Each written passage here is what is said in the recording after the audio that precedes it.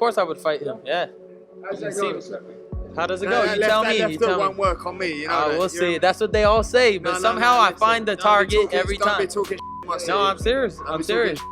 Come on now. Come on now. You know how it is. Your city. Yeah, my city. You don't think I'm gonna hit you with that left hook? No. Many fighters like you. I thought that was strong. Yeah, you go for it. You go for it. You go for it. You're the one that started that. Come on, you go for it.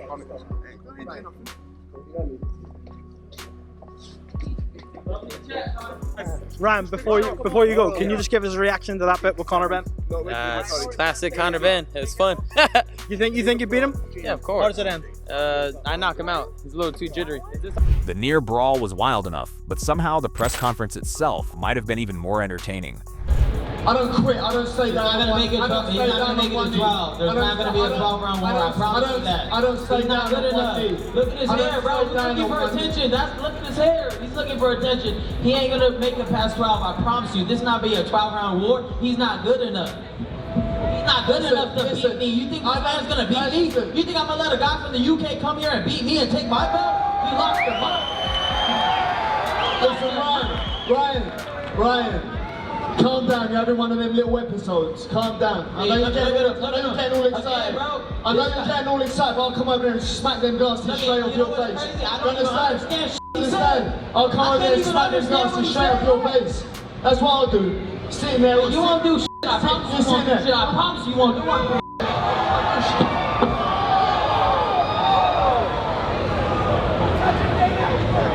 shit. Conor Benn showed up with one mission: get under Ryan Garcia's skin. And he wasn't exactly subtle about it. He compared Ryan to a spoiled child, throwing tantrums, joked about his hair, called him an influencer instead of a fighter, and even claimed he'd smack the glasses right off his face. Who won't do shit? Who won't do shit? Who won't do shit? Who won't do shit? Yeah, who won't do shit? Who won't do shit? Cool. Wait till I smash you up. Wait till I smash you up and make you quit. Wait till I smash you up and make you quit. Yeah, why? Make you quit. Hey, you won't make it a fight. Your dad knows you won't make it a fight. Your dad knows you won't make it a fight. You quit. You have no heart. You're not Mexican, bro. You're not Mexican, bro. You ain't got the heart. Make it a bet. Yo tengo un huevo más grande que tú, cabrón. Make it a bet. Me la pelas, pendejo, me la pelas. Make it a bet. ¿Qué vas a hacer tú, cabrón? ¿Qué vas a hacer? ¿Hacer algo? Es que tú no vas conmigo para Londres, pendejo. Pendejo, va conmigo para Londres, tú ya lo sabes. I'm getting too old for this.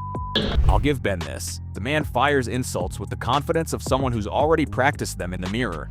Ryan wasn't buying any of it. Instead of backing down, he flipped Ben's own words back at him, then reminded everyone he wasn't about to let a guy from the UK walk into America and leave with his belt. It don't really make no difference to me what he does. Ultimately, I can't wait to put my fist through his head, through his skull, September 12th. That's it. He can talk and throw his toys out of the pram and have his little flare-ups, his tantrum things that he does. It don't make no difference to me. I've dealt with weirder. Ryan, what exactly are you drinking over there? All black coffee. What do you think of Conor Benn? Obviously, he's had some accusations of being maybe inconsistent with his performances, had those great fights with Eubank. What do you think of him as an opponent? I mean, if I look at his career, he's only fought guys that are on the way out. He's never fought a young, hungry, talented fighter. This is actually his first time ever doing it. So we're gonna see what he has. He's rushed into this position. So we're gonna show him that what happens when you rush into something you're not ready for. And this is a promise. The funniest moment had to be Ben telling Ryan to calm down while sounding like the least calm person on the stage. That's boxing for you. One guy is telling the other to relax while threatening to walk across the table 2 seconds later. Ryan kept attacking Ben's resume, arguing he'd spent his career fighting opponents on the downside instead of taking on young, hungry fighters. No, I mean, listen, I take it with a pinch of salt. I couldn't care less what he says. I mean, it really don't bother me. He talks a lot of talk. But ultimately, he's getting that title, claiming that #1 spot. He says this has been rushed. It's been 10 years in the making. You know, he got his ass handed to him by Rolly, and then magically got a world title shot. I'm coming off the back of Fight of the Year up at middleweight. Avenging my He loss. almost got beat up by Richardson Progress. His face was squished by Richardson Progress. That is 30 years old. Ben fired straight back, saying Ryan was the one handed opportunities after losing to Raleigh while he was coming off the biggest fight of his career. Then Ryan quietly slipped in one of the more interesting points of the entire press conference, questioning how Ben would look making 147 after struggling at 149.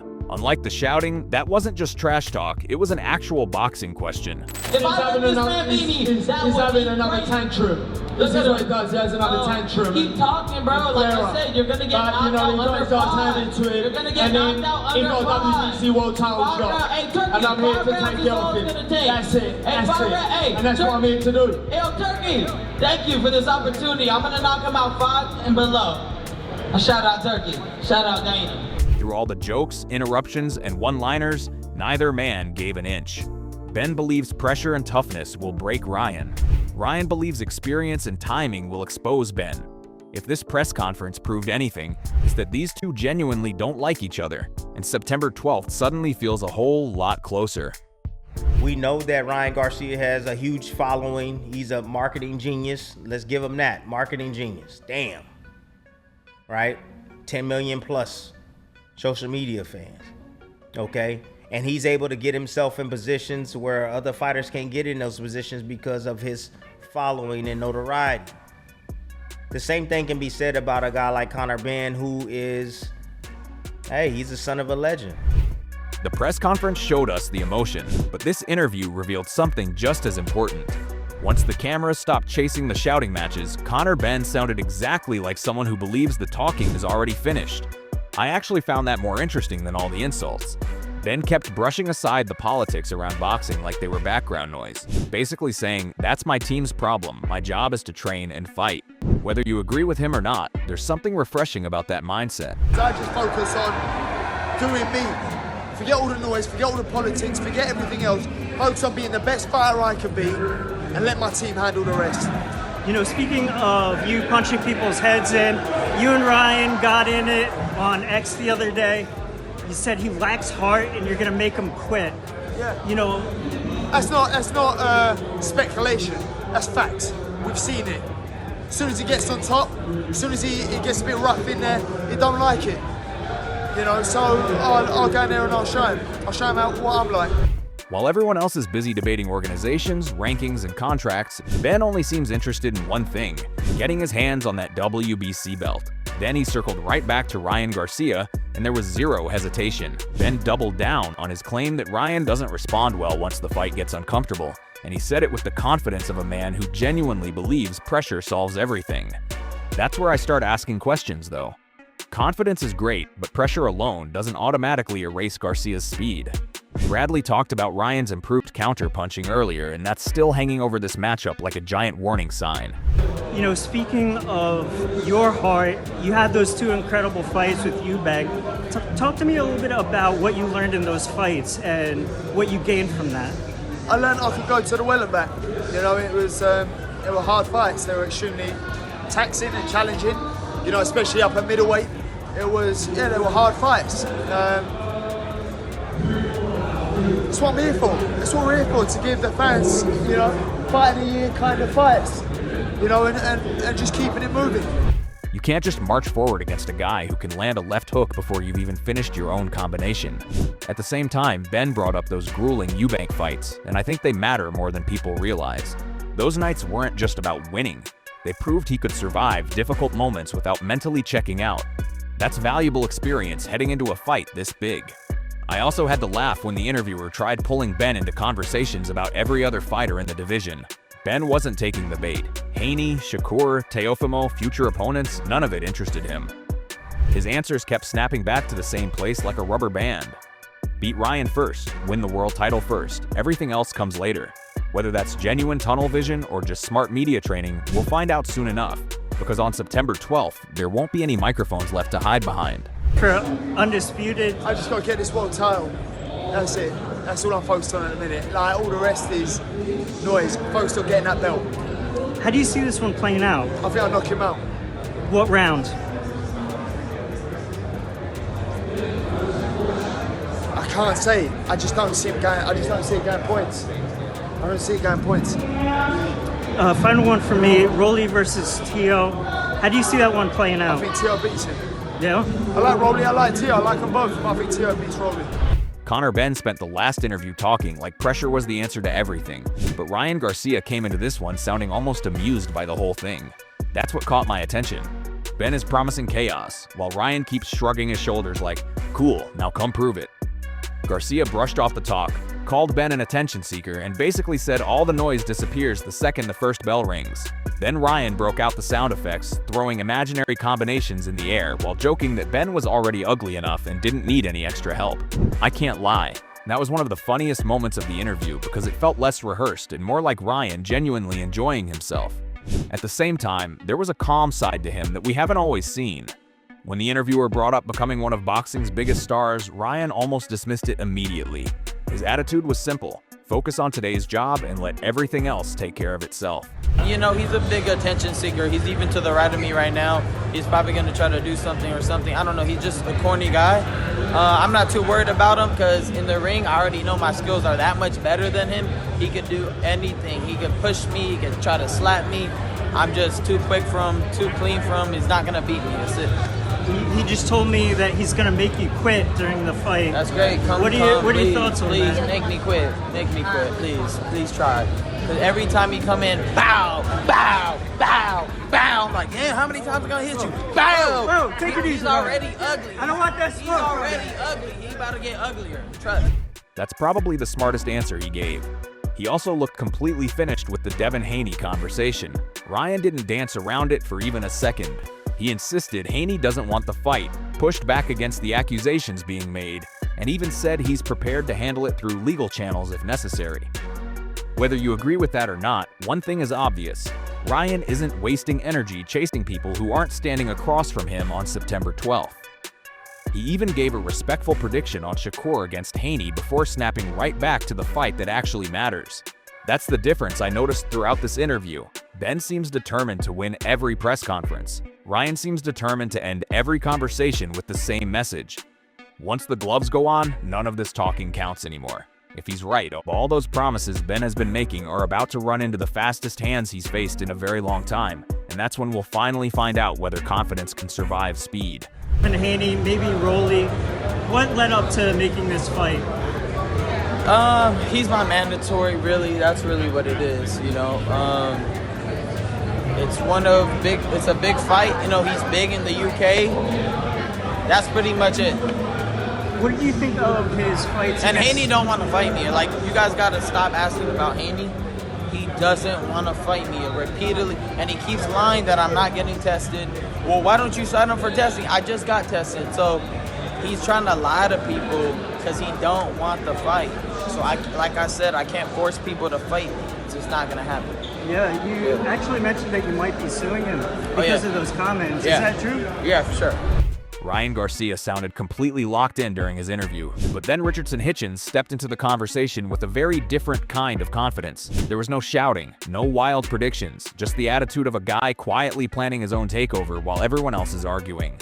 I actually liked that approach because Hitchens kept reminding people that 147 isn't just another stop for him, it's where he believes he was always supposed to be. That's a bold statement when the division is stacked, but he didn't sound like someone trying to convince us. He sounded like someone who'd already convinced himself. Then the conversation shifted to Garcia against Conor Benn, and Richardson didn't rush to crown either man. Instead, he broke down the psychology behind the trash talk, and I thought that was one of the smartest observations we've heard so far. Hitchens said Ryan keeps telling Ben he's going to run into something.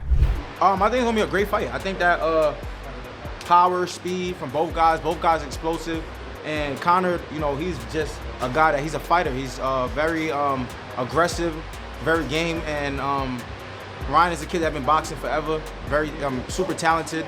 But I think Ryan's gonna make him show he got that dog in him. Ryan talks to keep when a fighter starts saying, "Oh, you're gonna run into something," he's basically trying to put fear in Conor Benn, and Conor Benn just gotta ignore that and have Ryan, like, if somebody tell me I'm running into something, you gonna have to show me. Simple. You got to make me. I'm not going. You telling me I ain't gonna make me. Let me think twice. That's what Ryan's trying to do at all these at these press conferences. And in his eyes, that's more than confidence. It's an attempt to plant doubt before the opening bell. That's a veteran trick.